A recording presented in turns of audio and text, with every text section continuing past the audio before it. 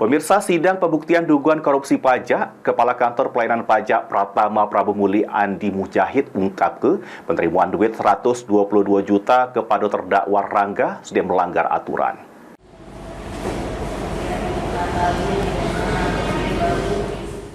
Sidang pembuktian perkara dugaan korupsi pemenuhan wajib pajak pada beberapa perusahaan yang menjerat 3 oknum pegawai pajak ini digelar di Pengadilan Tipikor Palembang.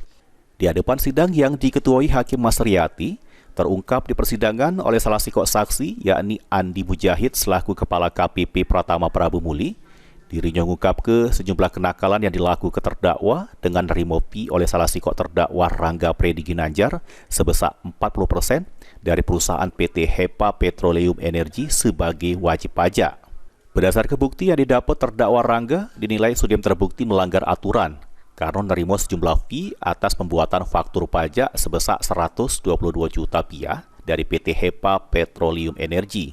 Sementara penerimaan fee oleh terdakwa Rangga sudah melanggar peraturan pemerintah nomor 94 tahun 2021 yang mana ASN harus menolak segala bentuk pemberian yang berkaitan dengan tugas dan fungsinya. Diberitakan sebelumnya, ketiga terdakwa oknum pegawai pajak KPP Pratama Palembang atas nama Rangga Predi Ginanjar, Natalia Wulan Purnamasari, dan Rizky Faris Harjito sudah didakwa nerima sejumlah duit dari beberapa perusahaan wajib pajak. Masing-masing terdakwa dikenakan pasal 12 huruf A dan 12 huruf B atau pasal 11 Undang-Undang Tipikor. Lutfi, PAL TV.